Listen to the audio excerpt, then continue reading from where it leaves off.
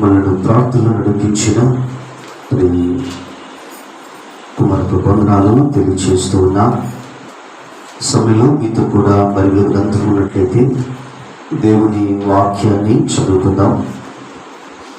34వ కీర్తన 34వ కీర్తన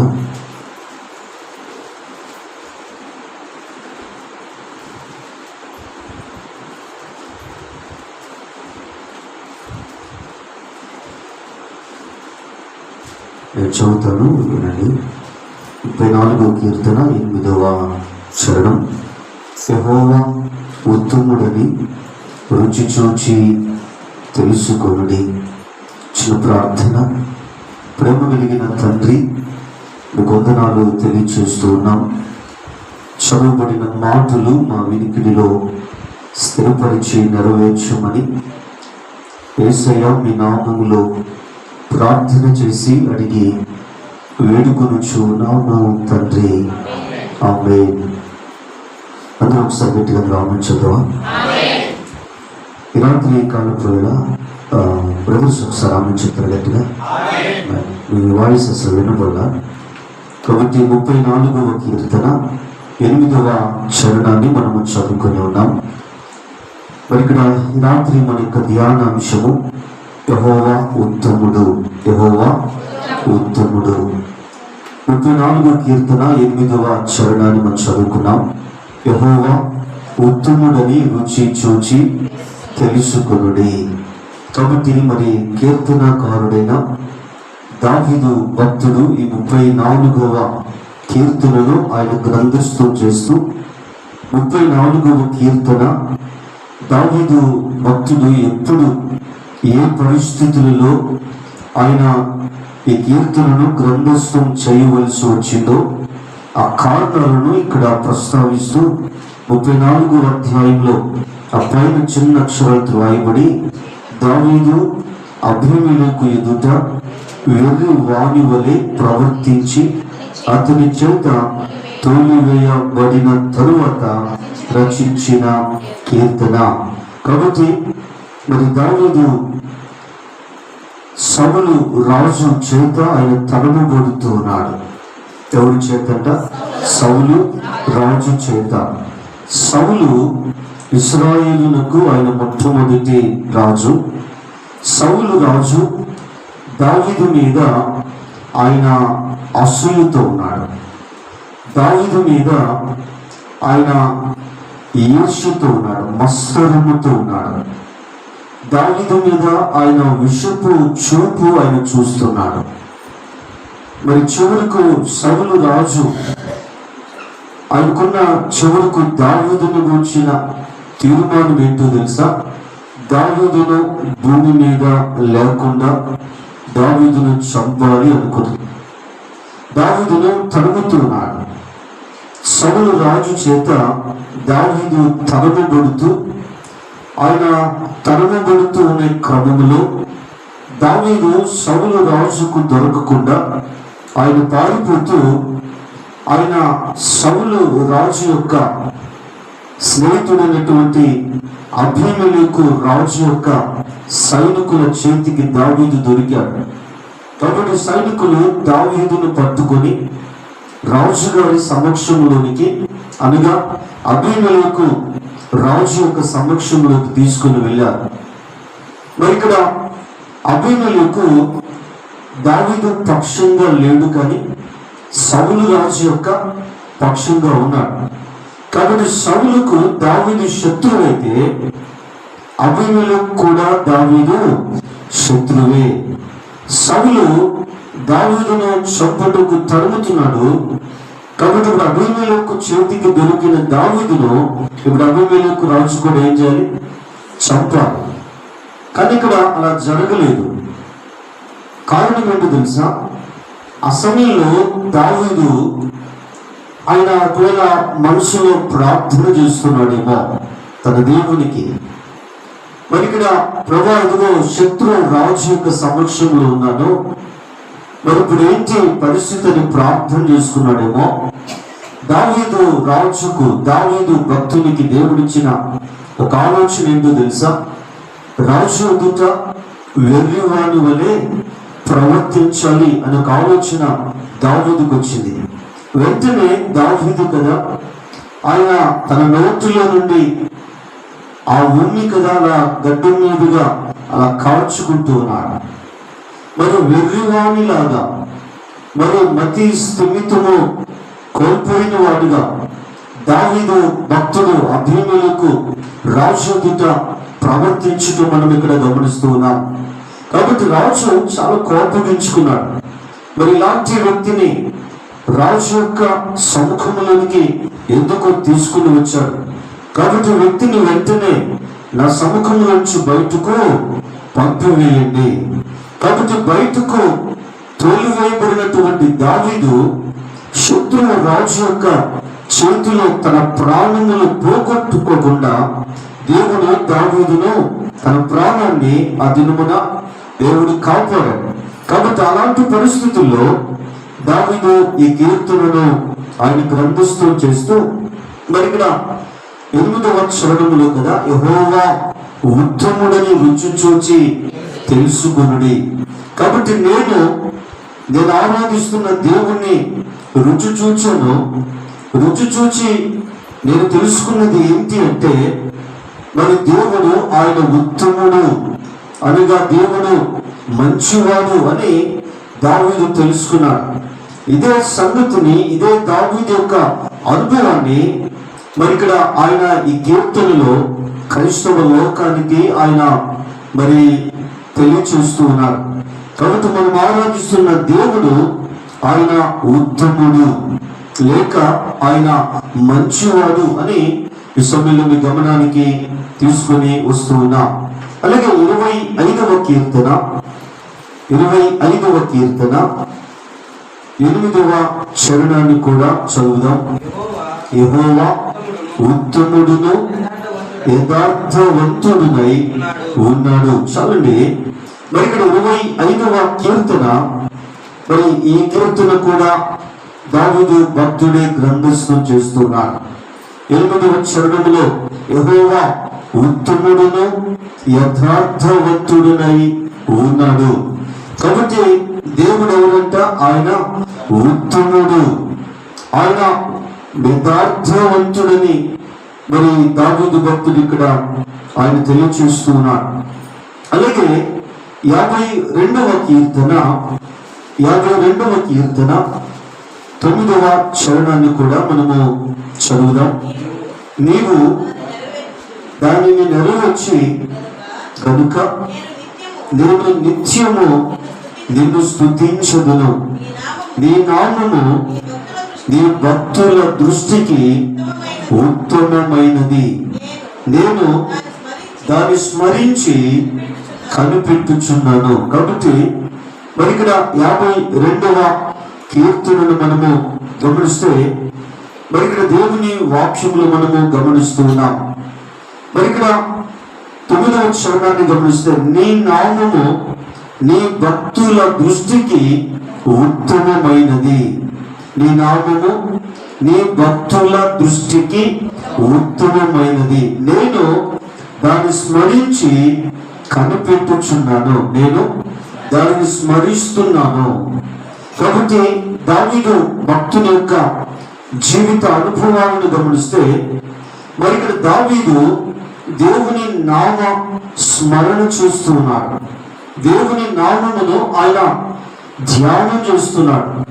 దేవుని నామమును ఆయన పదే ఆయన గమనానికి ఆయన తెచ్చుకుంటూ జ్ఞాపకము చేసుకుంటున్నాడు. మరి ఇక్కడ దేవుని వాక్యంలో మనం చూస్తున్నాం. దావీదు భక్తుని జీవితాన్ని గమనిస్తే, ఆయన చిన్ననాటి నుంచి కూడా తన బాల్య దినములలో నుంచే దావీదు దేవుని స్తుతించే అనుభవాన్ని కలిగిన వాడుగా మనం చూస్తూ ఉన్నాం. బైబిల్లో మనం చూస్తే ప్రసంగి గ్రంథములో చివరి అధ్యాయములో మనం గమనిస్తే అక్కడ రాయబడిన మాటలు ఏంటో తెలుసా? ప్రారంభ వచనాల్లో, నీ బాల్య దినములందే నీ సృష్టికర్తను స్మరణకు తెచ్చుకో. కాబట్టి ఎప్పుడు స్మరణకు తెచ్చుకోవాలంట? బాల్య దినములందే సృష్టికర్తను స్మరణకు తెచ్చుకోవాలి.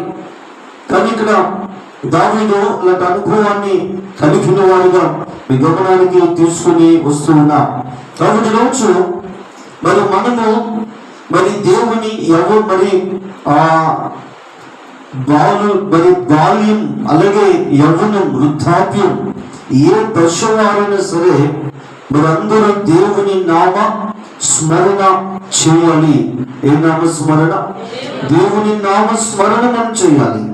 కాబట్టి దావీదు భక్తుడు చేస్తున్నాడు, దేవుని దాన్ని స్మరించి కనిపెట్టుచు ఉన్నాను. మరి ఇక్కడ ఏంటంట, దేవుని గురించి స్మరిస్తున్నాడు. దేవుని నామం ఏ నామం అంటే ఉత్తమమైన నామం. ఏ నామం? ఉత్తమమైన నామం. కాబట్టి ఉత్తమమైన నామం, అది భక్తుల దృష్టికి అది ఉత్తమమైనదని దేవుని వాక్యంలో మనము గమనిస్తూ ఉన్నాం. కాబట్టి మరి ఇక్కడ దేవుడు ఆయన ఉత్తముడు. మరి రుచి చూచి తెలుసుకోమని బైబిల్ చెప్తుంది. కాబట్టి దేవుడు ఉత్తముడును ఆయన యథార్థవంతుడనై ఉన్నాడని గ్రంథము సెలవిస్తుంది.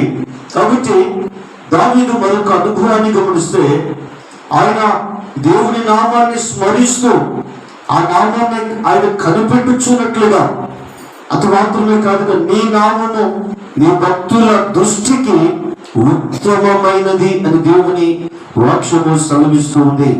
తొమ్మిది రోజునప్పుడు సంఘమా మరి మనం ఆరాధిస్తున్న దేవుడు ఆయన ఉత్తముడు అని మనం చదివిన ప్రతి వాక్యము కూడా బలపరుచుట మనము గమనిస్తూ ఉన్నాం.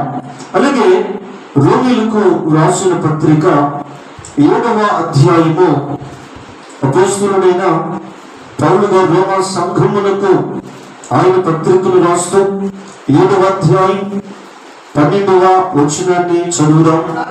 కాబట్టి ధర్మశాస్త్రము పరిశుద్ధమైనది, ఆజ్ఞ కూడా పరిశుద్ధమైనది, నీతి గలదియు ఉత్తమమైనది ఉన్నది. చాలండి, అపోస్తలుడైన పౌలు గారు రోమా సంఘానికి ఆయన పత్రిక రాస్తూ మరి ఇక్కడ 7:12లో మరి ఇక్కడ ధర్మశాస్త్రం పరిశుద్ధమైనది, ఆజ్ఞ కూడా పరిశుద్ధమైనది, నీతి గలదియు ఉత్తమమైనది ఉన్నది. కాబట్టి మరి ఇక్కడ పరిశుద్ధ గ్రంథము దేవుడు మనకిచ్చిన ఈ వేద గ్రంథం, ఈ సత్య గ్రంథం లేక ఈ పరిశుద్ధ గ్రంథము కదా, ఇది పరిశుద్ధమైనది, ఇది నీతి కలిగినది, ఈ గ్రంథము ఉత్తమమైనది. కాబట్టి దేవుడిచ్చిన పరిశుద్ధ గ్రంథం ఏ గ్రంథం అంట?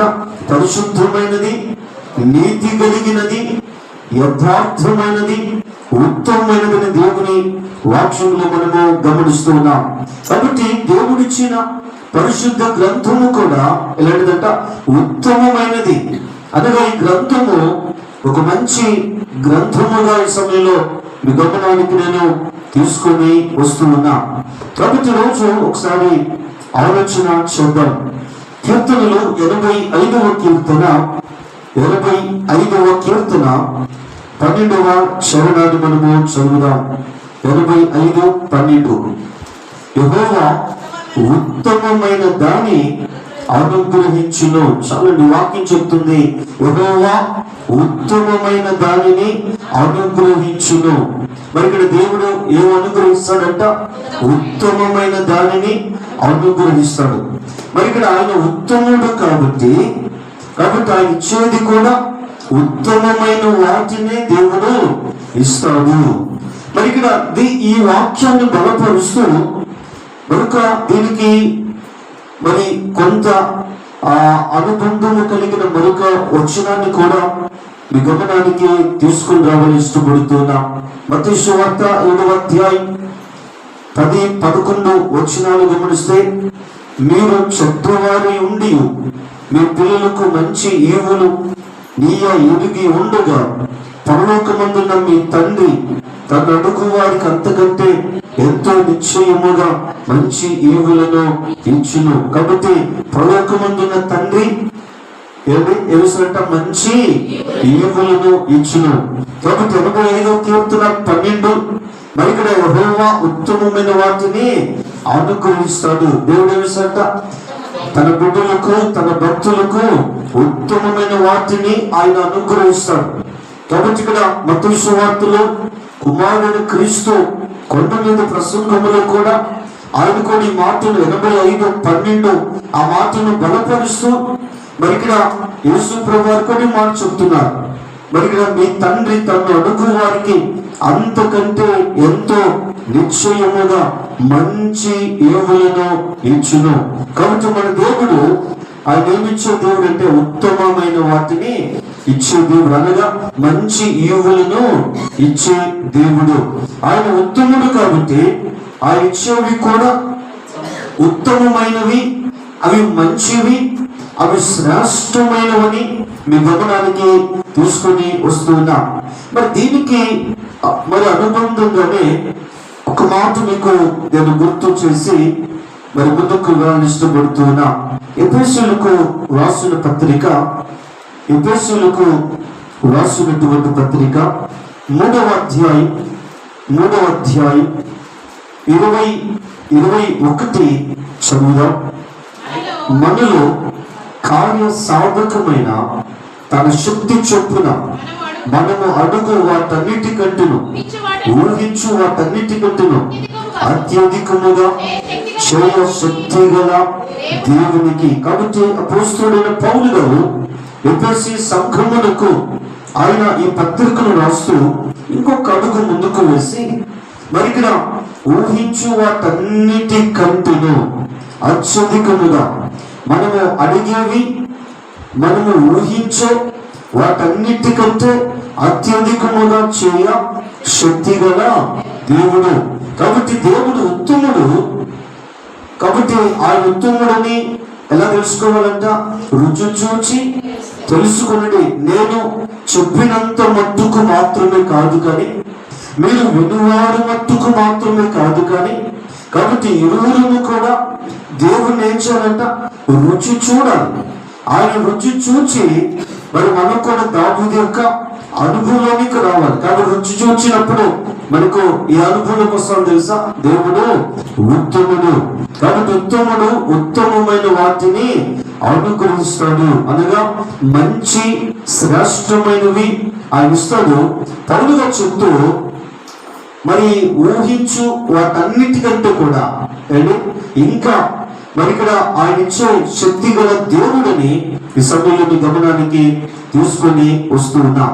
కాబట్టి మన దేవుడు ఆయన ఉత్తమమైన వాటిని, అనగా మంచి వాటిని, శ్రేష్టమైన వాటిని, తర్వాత మనం అడుగు వాటి అన్నిటికంటే ఊహించే వాటన్నిటికంటే ఆయన అత్యధికముగా చేయ శక్తి గల దేవుడు. అంటే మన ఊహకు మించినవి, అందనివి. మరి ఇక్కడ మన ఊహలు ఉంటాయి, అవి కొన్నిసార్లు సాధ్యము కావు. కానీ దేవుడు మన ఊహను కూడా ఆయన సాధ్యము చేయుటకు మరి ఇక్కడ ఆయన ఎలాంటి దేవుడు అంటే మత్తయి సువార్తలో రాయబడింది, దేవునికి సమస్తమును సాధ్యము. కాబట్టి విన్నప్పుడు సంగమా, కాబట్టి ఇలాంటి దేవుడు మనకున్నాడు. ప్రతిరోజు మరి ఉత్తమమైనవి, ఈ శ్రేష్టమైనవి, ఈ మంచివి మరి మనము ఏది అడుగుతున్నామో, ఏది ఊహిస్తున్నామో వాటన్నిటికంటే మరి మించినవి దేవుని నుండి మనము పొందుకోవాలి. అంటే ఈరోజు వాక్య క్రమము ఏంటో కొన్ని విషయాలు మీ గమనానికి తీసుకుని వచ్చి నా మాటలు ముగించాలని ఇష్టపడుతున్నా. 34వ కీర్తన 8వ చరణం.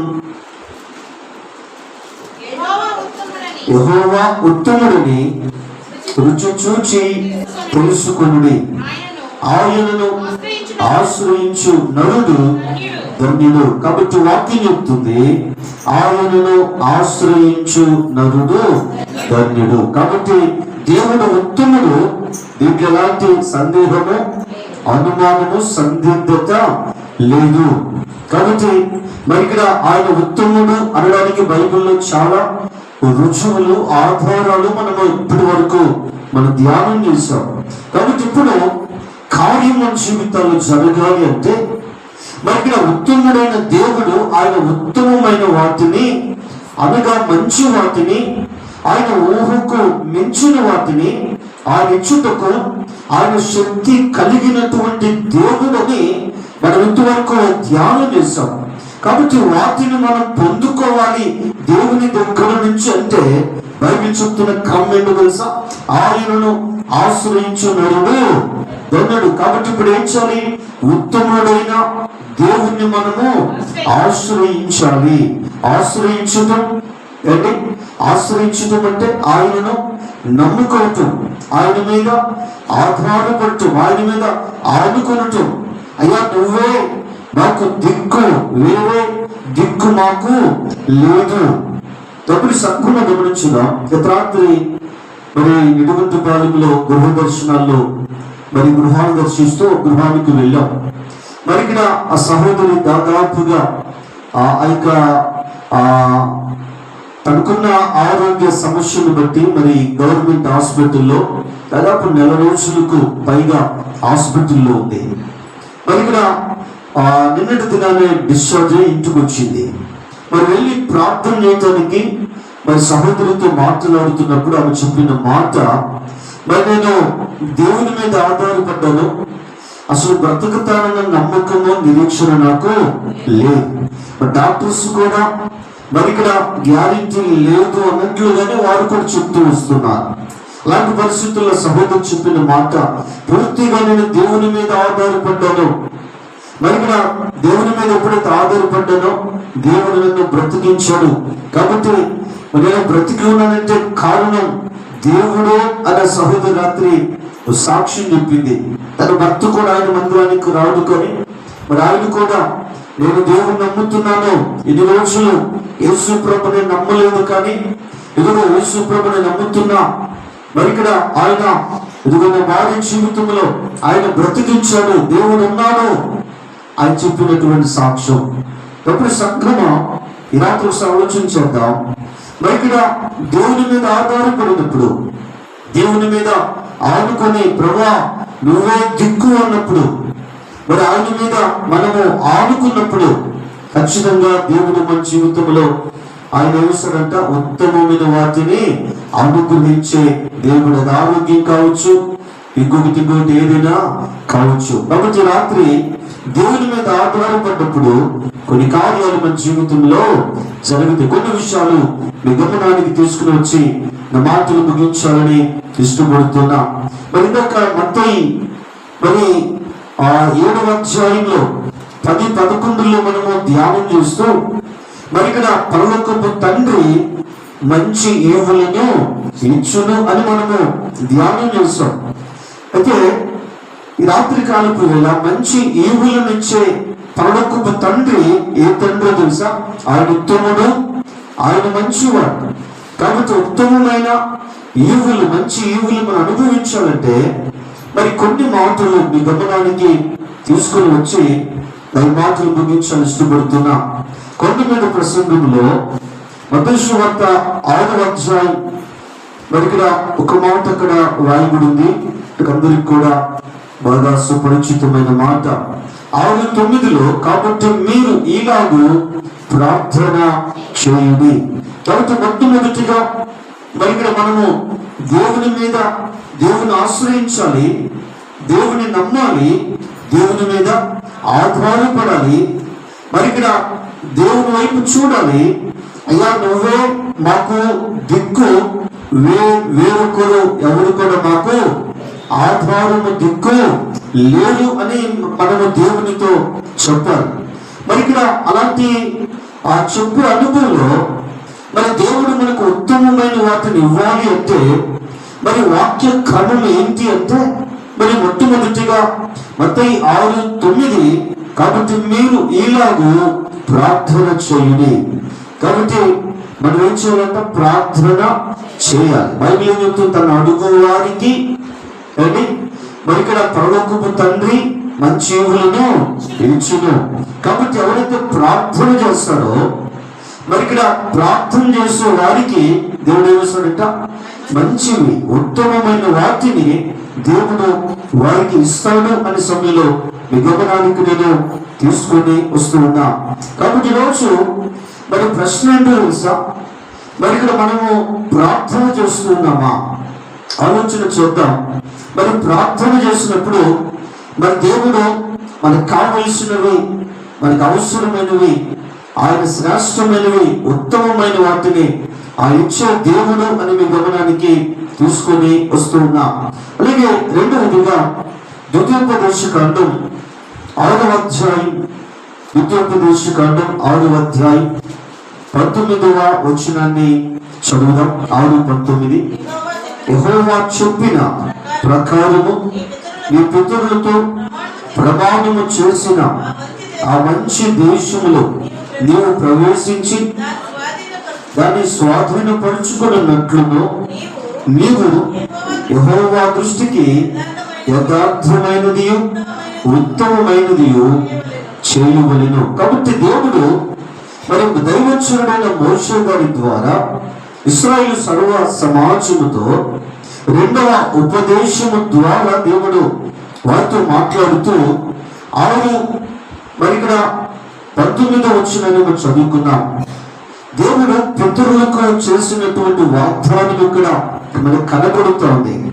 మరి ఇక్కడ యెహోవా చెప్పిన ప్రకారము నీ పితరులతో ప్రమాణము చేసిన ఆ మంచి దేశములో నీవు ప్రవేశించి స్వాధీనపరుచుకున్నట్లు, ఏంటంటే ఆ మంచి దేశములో నువ్వు ప్రవేశించి దాన్ని స్వాధీనపరుచుకున్నట్లును నీవు యెహోవా దృష్టికి యథార్థమైనది ఉత్తమమైనది చేయవలెను.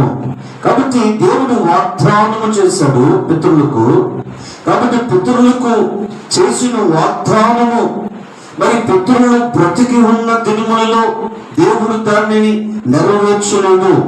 అబ్రహాముకు, ఇస్సాకుకు, యాకోబుల దేవుడు వాగ్దానం చేశాడు. వాగ్దానం స్థిరపరిచే నాటికి అబ్రహాము గారు మృతి నొందారు. అలాగే ఇస్సాకు, యాకోబు, అలాగే యోసేపు ఎవరు కూడా లేరు, వారు మృతి నొంది ఉన్నారు. మరి ఇక్కడ వారితో దేవుడు ఏం చేశాడు? వాగ్దానం చేశాడు. కాబట్టి ఇప్పుడు వాగ్దానం నెరవేర్చబడాలంటే ఎవరైతే బ్రతికి ఉన్నాడో వారితో దేవుడు మాట్లాడుతున్నాడు. నేను పితరులకు వాగ్దానం చేసిన ఆ మంచి దేశంలో మీరు ప్రవేశించి మీరు అడుగుపెట్టి దానిని మీరు స్వాధీనపరచుకోవాలంటే, మీరు ఇక మీదట అక్కడ నివాసం ఉండాలంటే నా దృష్టికి యథార్థమైనది ఉత్తమమైనదా చేయాలి అని ఇక్కడ దేవుడు ఒక కట్టడగా దేవుడు మోషే గారి ద్వారా ఇశ్రాయేలు ప్రజలతో దేవుడు మాట్లాడుతున్నాడు. ఇందాక 25వ కీర్తన 8వ చరణాన్ని చదువుకుంటూ దేవుడు ఆయన ఉత్తముడు, ఆయన యథార్థవంతుడు. ఎవరంటే దేవుడు ఆయన ఉత్తముడు, ఆయన యథార్థవంతుడు. కాబట్టి మనకు మాదిరి ఎవరు? దేవుడే. కాబట్టి ఆయన ఉత్తముడు, ఆయన యథార్థవంతుడు. కాబట్టి ఇప్పుడు ఆయన జనులు కూడా మరి ఎలా ఉండాలా? దేవుని దృష్టికి, అంటే మనము కూడా దేవుని దృష్టికి మరి యథార్థమైన వారు ఉండాలి, ఉత్తమమైనది చేయాలి, యథార్థంగా ఉండాలి, మంచి వాటిని చేయాలి, యథార్థత ఉండాలి. రోజున ఒక సంఘం ఆలోచించేద్దాం. మరి రోజు ప్రశ్న వేసుకుంటాం. మీ కుటుంబంలో మరి ఇక్కడ నీ మాటలు, మరి నీ భర్తకు నువ్వు చెప్పే మాటలు యథార్థత ఉందా? నీ భార్యతో చెప్పే మాటలు యథార్థత ఉందా?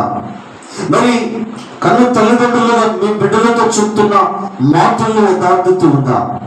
బిడ్డలుగా మీ తల్లిదండ్రులతో మీరు చెప్తున్న మాటల్లో యథార్థత ఉందా? ఒకసారి ఆలోచించేద్దాం. దేవుడు ఆయన ఉత్తముడు, ఆయన యథార్థవంతుడు. కాబట్టి వాగ్దానం మన జీవితంలో నెరవేర్చబడాలంటే మనం కూడా యథార్థవంతులుగా ఉండాలి, ఉత్తమమైన దానిని చేయాలి, అనగా మంచి వాటిని చేయాలి. కాబట్టి రోజు ఒకసారి ఆలోచన చేద్దాం. లేదా రెండు విషయాన్ని గమనిస్తే, ఎప్పుడైతే మనము దేవుణ్ణి మాధురిగా తీసుకొని మరి ఇక్కడ మనము కూడా యథార్థమైనది ఉత్తమమైన దానిని దేవుని దృష్టికి ఎప్పుడైతే జరిగిస్తామో మన జీవితంలో దేవుడు పితరులతో చేసిన వాగ్దానమును ఆయన నెరవేర్చబోతున్నాడు. వాగ్దానం చేసిన దేవుడు నమ్మదగిన వాడు, ఆయన నెరవేర్చుటకు ఆయన సమర్థుడు. కానీ కాబట్టి గమనించండి. కాబట్టి రెండవదిగా మరి ఇక్కడ దేవుని మీద ఆధారపడినప్పుడు మన జీవితంలో మరి ఇక్కడ వాగ్దానం ఏమవుతుంది? నెరవేర్చబడుతుంది. వాగ్దానం నెరవేర్చబడాలంటే కండిషన్ ఏంటి? షరతు ఏంటి? యథార్థంగా ఆయన దృష్టికి కనబడాలి, అలాగే ఆయన దృష్టిలో ఉత్తమమైన దానిని చేయాలి. కాబట్టి వాగ్దానాలు తీసుకునేవి కాదు, షరతులు నెరవేరిస్తే వాగ్దానాలు నెరవేర్చబడతాయి. అందుకే డిసెంబర్ 31 రాత్రి మన వాగ్దానాలు ఇవ్వము, ఎందుకంటే అవి తీసుకునేవి కాదు, అవి దేవుడు ఇచ్చేవి అండి. కాబట్టి 3 విషయాల ముందు చెప్పనివ్వండి. సామెతల గ్రంథం, సరే దానికంటే ముందుగా వీళ్ళకి త్వరగా మనం ముగించుకుందాం. లూకా శుభవార్త 10వ అధ్యాయం, లూకా శుభవార్త 10వ అధ్యాయం 42 వచనం. లూకా 10:42. మరియు ఉత్తమమైన దానిని ఏర్పరుచుకొనెను, అది ఆమె యొద్ద నుండి తీసివేయబడదని ఆమెతో చెప్పెను. కాబట్టి మరియా ఉత్తమమైన దానిని ఏర్పరుచుకొనెను. ఎవరంట? సహోదరి మరియా. కాబట్టి ఇక్కడ సాక్షాత్తు యేసుక్రీస్తు ప్రభుల వారి సహోదరి మార్తతో చెప్తున్నటువంటి మాట. సహోదరి మరియా ఉత్తమమైన దానిని ఏర్పరుచుకుంది. మరి ఇక్కడ యేసు చెప్తున్న మాట, అది ఆమె యొద్ద నుండి తీసివేయబడదు. అది ఆమె యొద్ద నుండి తీసివేయబడదు. ఎందుకు తీసివేయబడదు అంటే ఆమె ఎన్నుకున్నది, ఏర్పరచుకున్నది ఏంటంట? ఉత్తమమైనది, అనగా మంచిది. ఏంటి ఆ ఉత్తమము అంటే? బోధకుడైన యేసుక్రీస్తు ప్రభుల వారి పాదాల దగ్గర తగ్గించుకొని కూర్చుని ఆయన నోటి నుండి బయలుపరచబడుతున్న దయగలిగిన మాటలు సహోదరి మరియా వింటూ ఉంది. మరి ఇక్కడ దేవుని పాదాల దగ్గర కూర్చొని ఆయన బోధ వినుటకు సహోదరి మరియా చేసిన కార్యం ఏంటో తెలుసా? మరి ఇక్కడ ఆమె పనులన్నీ ప్రక్కన పెట్టింది. ఏంటి? సహోదరి మరియా పనులన్నీ కూడా ప్రక్కన పెట్టింది. బోధ వినాలి అంటే ఏ బోధ? ఏంటి? మరి ఇక్కడ దేవుని బోధ, యేసయ్య మాట మరి ఇక్కడ వినడానికి ఉత్తమమైన దానిని ఏర్పరుచుకుంటూ ఆమె కొన్ని పనులు, కొన్ని పరిచర్యలు వాటిని ప్రక్కన పెట్టింది. ఇవి నాకు ముఖ్యము కాదు, మరి ప్రస్తుతం మంచిది, లేకపోతే ప్రస్తుతం ఏది శ్రేష్టమైనది, ఉత్తమమైనది అంటే బోధకుడైన యేసయ్య పాదాల దగ్గర కూర్చొని ఆయన మాటలు వినడం. ఎందుకో తెలుసా? యేసు ప్రభువు వారికి అక్కడే ఉన్నాడు కదా. ఆయన మరలా అక్కడి నుంచి, బేతనియా నుంచి, మార్తా మరియా లాజరు ఇంటి దగ్గర నుంచి మరలా ఆయన వెళ్ళిపోతాడు. కాబట్టి ఆయన ఉన్నప్పుడు మరి ఇక్కడ కుటుంబం దేనికి సమయం ఇవ్వాలి? ఆయన బోధకు సమయం. ఆయన వెళ్ళిపోయిన తర్వాత బోధించేవారు ఎవరు లేదు. కాబట్టి మరి ఇక్కడ బోధ దొరికే సమయంలో బోధ వినాలి. నువ్వు వినాలనుకున్నప్పుడు బోధ దొరకకపోవచ్చుమో. కాబట్టి ఈరోజు రాని వారు ఏం పోగొట్టుకున్నారు? ఉత్తమమైన దానిని పోగొట్టుకున్నారు. ఒక సంఘమా, కారణం ఏంటో తెలుసా? కొన్నింటిని దేవుని కొరకు విడిచిపెట్టలేక, త్యాగం లేక, సమర్పణ లేక, ఇదిగో మరి దేవుని వాక్యం వినాలనే భారం లేక ఈరోజు ఇదిగో మరి ఇక్కడ ఒక నిర్లక్ష్యపు ధోరణి ప్రదర్శిస్తూ ఉన్నారు. కాబట్టి సంఘము గమనించుదాం. మరి సహోదరి మరియా సంఘములో ఉన్న విశ్వాసులు కదా, ఏ అనుభవంలో ఉండాలంటే సహోదరి మరియా అనుభవంలో మనం ఉండాలి. అప్పుడే సంఘం రోజు ఒకసారి ఆలోచన చేద్దాం. దేవుని వాక్యం సెలవిస్తుంది పేర అపోస్తలుడైన పౌలు గారు రోమా సంఘానికి రాస్తూ 10:17 కాగా వినుట వలన విశ్వాసము కలుగును. కాబట్టి ఇప్పుడు సహోదరి మరియా యేసయ్య మాటలు వింటుంది. మరి ఇక్కడ ఆమె ఉత్తమమైన దాన్ని ఏర్పాటు చేసుకుంది. కాబట్టి దేవుని మాటలు వింటున్న సహోదరి మరియా ఇప్పుడు ఆమె ఎవరంటే ఒక మంచి విశ్వాసి. వినుట వలన విశ్వాసము కలుగును. కాబట్టి ఇప్పుడు ఆమె ఒక మంచి విశ్వాసి, ఒక విశ్వాస యోధురాలే. ఈరోజు కార్యం జరగాలంటే ఉండాలా? విశ్వాసం ఉండాలి. ఈరోజు చాలా మంది స్వస్థత కొరకు వెంపర్లాడుతున్నారు. స్వస్థత కొరకు, లేకపోతే కొన్ని ఎదుగు సమస్యలు పరిష్కారం కావాలని, లేకపోతే కొన్ని ఎదుగు మరి అప్పులు తీరాలని, లేకపోతే ఏవో కొన్ని అవసరతల కొరకు రోజు మరి ఎక్కడెక్కడికో పరుగులు తీస్తూ ఉన్నారు. కానీ వాస్తవానికి బైబిల్ గ్రంథాన్ని పరిశీలన చేస్తే యేసుక్రీస్తు ప్రభుల వారు జీవించినటువంటి కాలానికి మనం వెళితే, ఆయన శరీరధారిగా జీవించిన దినాల్లో ఆయన దగ్గరికి ఎవరైనా స్వస్థత కొరకు వస్తే, లేకపోతే ఏదైనా సమస్య ఎదుగు మరి యేసు ప్రభు వారి దగ్గరికి వస్తే వెంటనే యేసు ఏవాన్ని స్వస్థపరచలేదు.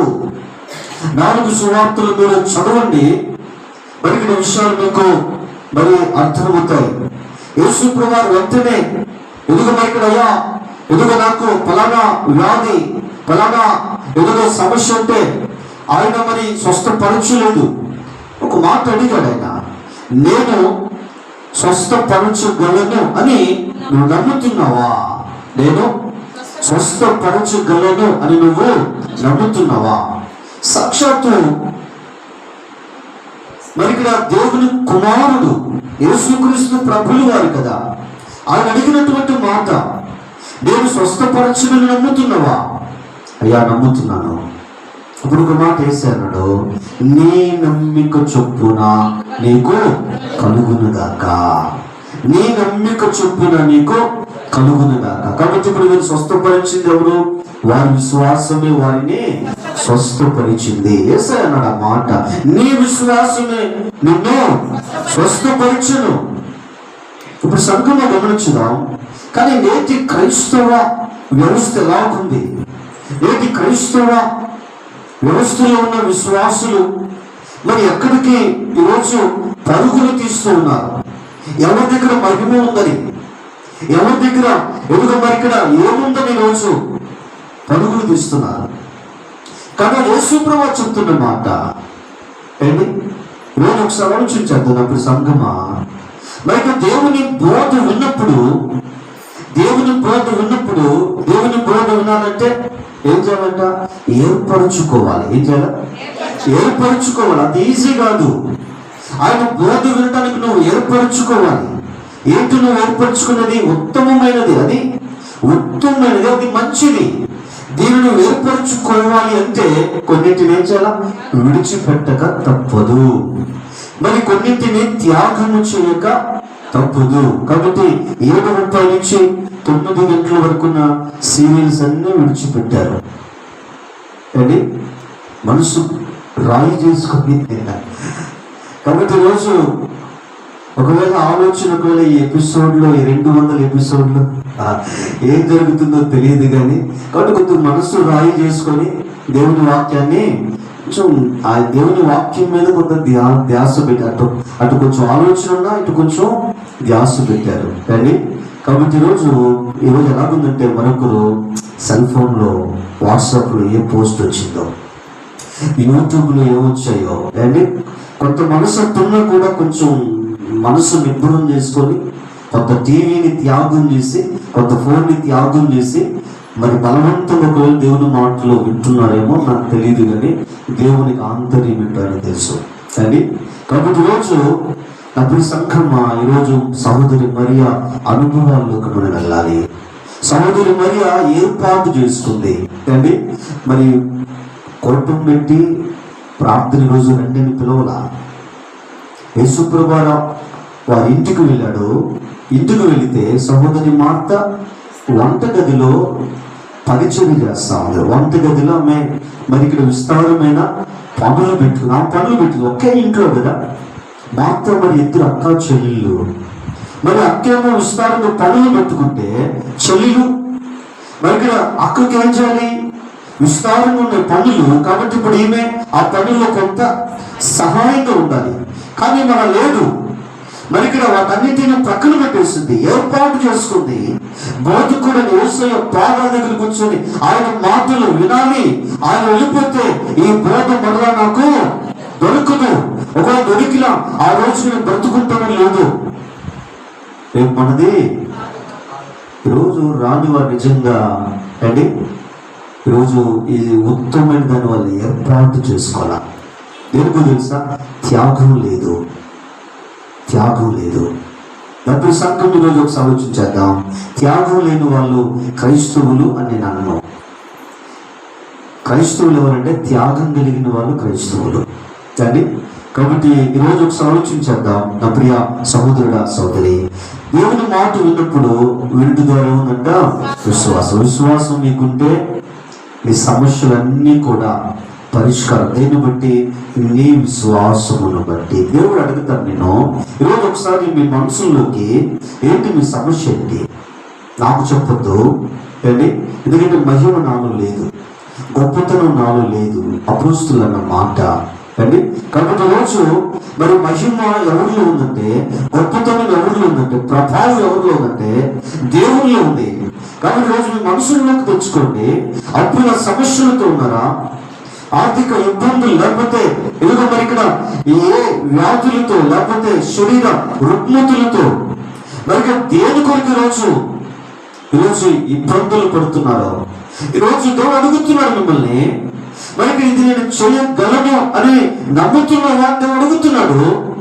కాబట్టి ఈరోజు మనం చెప్పాల్సిన మాట తెలుసా? అయ్యా నమ్ముతున్నాను, నువ్వు ఇది నా జీవితంలో చేయగలవు అని నేను నమ్ముతున్నాను.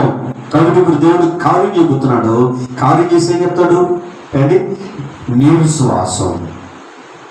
విశ్వాసము నేను స్వస్థపరిచింది, నీ నమ్మిక చొప్పున నీకు ఇది కలిగింది. అక్కడ దేవుడు తనకు తాను ఏ మహిమ తెచ్చుకోవట్లా. తప్పుడు సంగమా ఈరోజు ఒకసారి ఆలోచించేద్దాం. కాబట్టి మన జీవితాల్లో దేవుని బోధ విన్నప్పుడు ఇది సాధ్యపడుతుంది. అలాగే మరొక మాట మనం గమనిస్తే, మరొక మాట మనము చదివి ఆ ప్రార్థనలోకి మనం వెళ్ళడానికి సిద్ధపడదాం. రోమలకు రాసిన పత్రిక 12వ అధ్యాయం 2వ వచనాన్ని చదువుదాం. రోమా 12:2. మీరు ఈ లోక మర్యాదను అనుసరింపక ఉత్తమమును అనుకూలమును సంపూర్ణమునై ఉన్న దేవుని చిత్తం ఏదో పరీక్షించి తెలుసుకున్నట్లు మీ మనసు మారి నూతన మగుట వలన రూపాంతరము పొందుడి. అపోస్తలుడైన పౌలు గారు రోమా సంఘమునకు ఆయన ఈ పత్రికను రాస్తూ ఇక్కడ రోమా పట్టణములో ఉన్నటువంటి ఆ సంఘములో ఉన్న పరిశుద్ధులను హెచ్చరిస్తూ ఆ మొదటి లైన్ రాస్తూ ఉన్నాడు.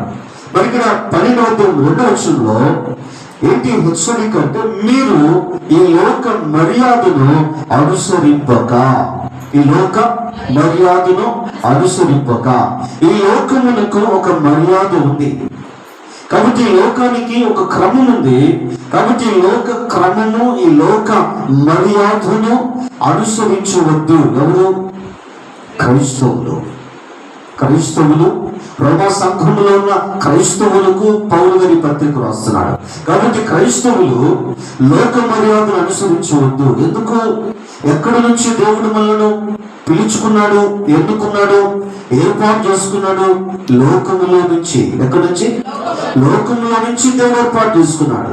కాబట్టి లోకములో నుంచి దేవుడు మనల్ని ఎన్నుకొని ఏర్పాటు చేసి లోకములో నుంచి దేవుడు మనల్ని ఏం చేశాడంటే ప్రత్యేకించాడు. అండి లోకం నుంచి మనను ప్రత్యేకత, సపరేషన్ చేశాడు. కాబట్టి రోజు లోకములోనే ఉన్నాము, కానీ ఎలా ఉన్నాం? ఒక ప్రత్యేకత కలిగిన వారు. మరి ఇక్కడ హెబ్రీ పత్రికలో యేసుక్రీస్తు ప్రభువుల వారి గురించి రాయబడింది ఏంటంటే, ఆయన పవిత్రుడు, ఆయన నిర్దోషి, నిష్కల్మషుడు, పాపులలో చేరక ప్రత్యేకముగా మరి ఉండు దేవుడు అని బైబిల్ చెప్తుంది. మరి పాపులతో చేరక అంటే ఆయన మరి 4 సువార్తల్లో ఏమని చూస్తా ఉన్నాం? ఆయన పాపులతోనూ, సుంకరులతోనూ, మరి ఇక్కడ త్రాగుబోతులతోనూ, వ్యభిచారులతోనూ, దొంగలతోనూ, నరహంతకులతో ఆయన వారితో కలిసి కూర్చో ఉన్నాడు. కానీ ఎలాగున్నాడు యేసుప్రభు వారు? ఒక ప్రత్యేకత.